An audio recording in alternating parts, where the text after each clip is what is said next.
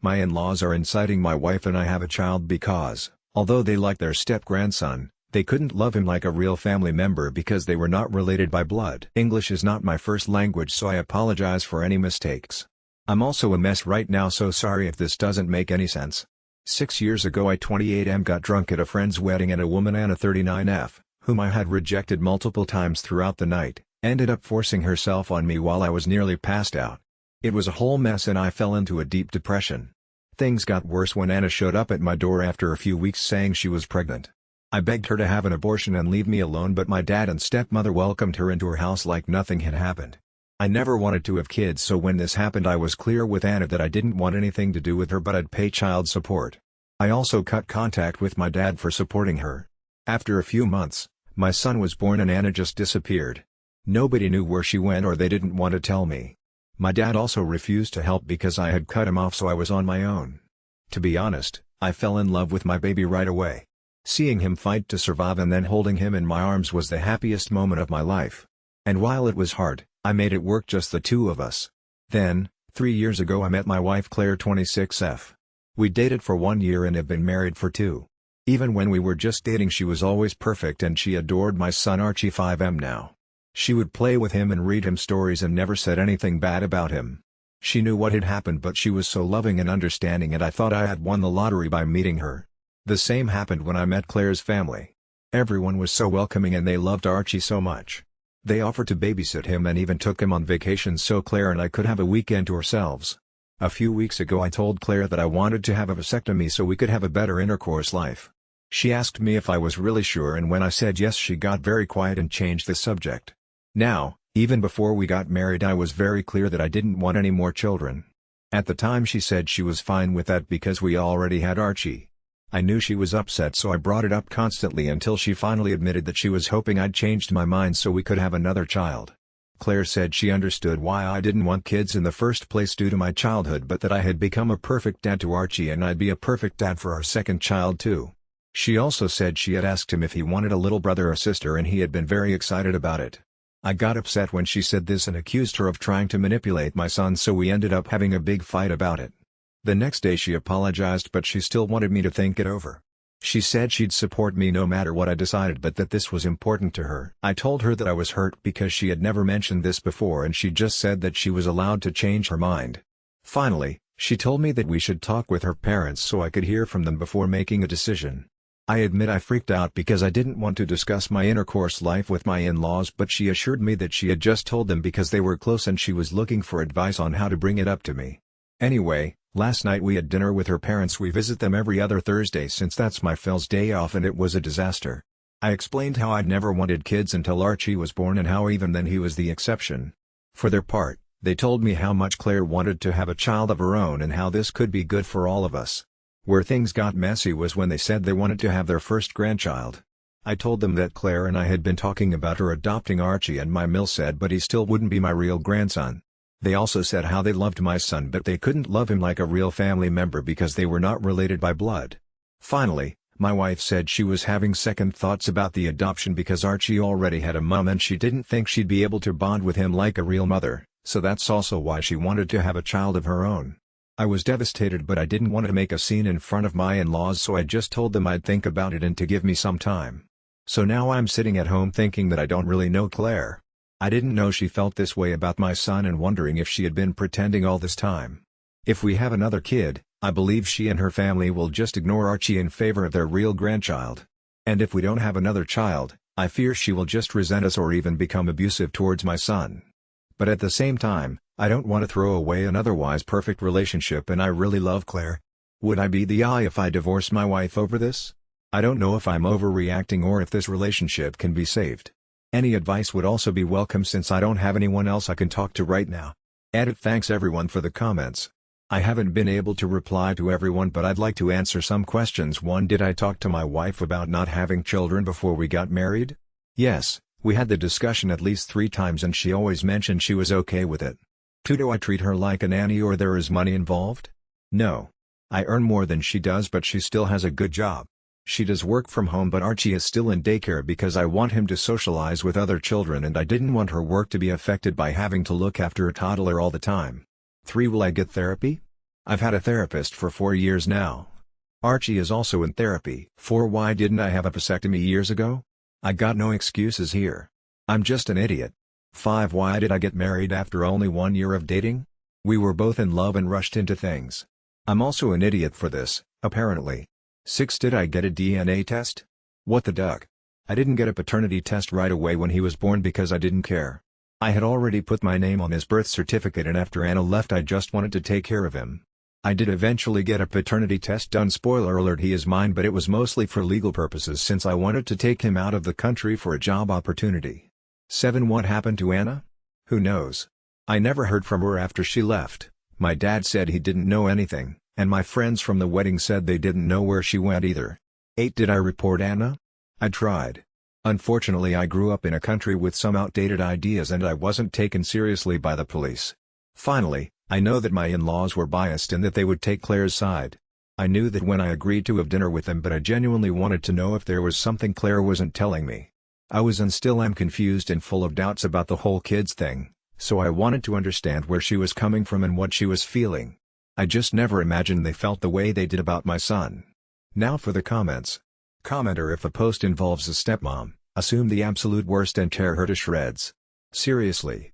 In her heart, she doesn't see Archie as her son and doesn't feel fulfilled as a mother, but she and her family have loved and treated Archie well enough that original poster didn't notice unless he's completely oblivious to the world around him. She's not abusing Archie or doing anything crazy. It's kind of super ducking natural and normal to want to create your own child, lol.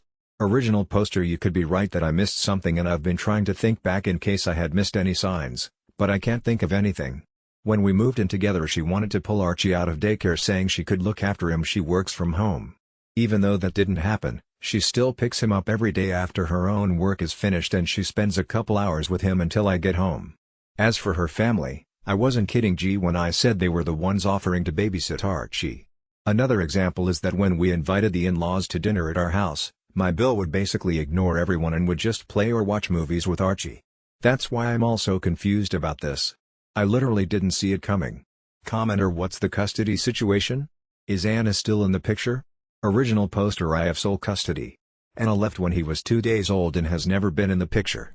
While she is still on the birth certificate, my lawyer said we could have her removed if adoption ever came up. I had to go through a whole process a few years back so I could take Archie out of the country for a vacation without the mother approval. Commenter: have you looked into therapy for Archie? Original poster: I'm fortunate enough that I was able to afford therapy when Archie was a little over a year old. I've been working on my issues regarding what happened with Anna, my anger towards the people who didn't believe me, and my resentment towards my father and his wife. I also put Archie in therapy a year ago because I want him to deal with the fact that Anna left in a healthy manner. I kinda messed up when he asked me what happened to his mom. Personally, I've known I didn't want kids since I was like 14. It went from kids are annoying to I wouldn't be a good dad to I just don't want kids.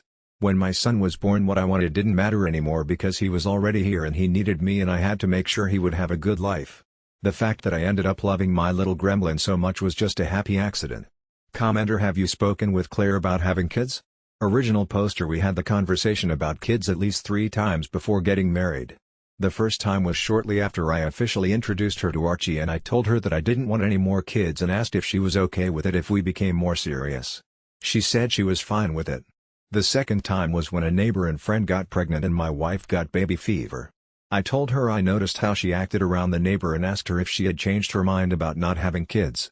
I told her we could separate and remain friends if that is what she wanted. She said it was just normal to get baby fever but that she was sure about not having any more kids. The third time was 2 months before we got married. I asked her if she was sure about getting married knowing we couldn't have any more kids, and that's when she said it's fine, we already have Archie. So both. She never said she was child-free or that she didn't want children, but the times it came up she said she was okay with not having any more kids.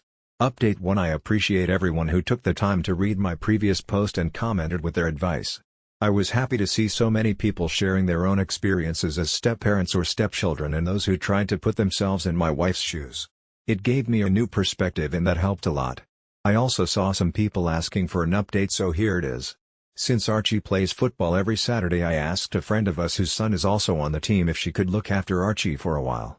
I wanted to have this conversation with Claire without my son present in case we started arguing again, So we just headed home to Tall after the game ended. I know a lot of people said I should just divorce my wife both to protect my son and to let her move on, but please don't be mad at me. When we sat down to talk, I wasn't ready to give up on my marriage just yet.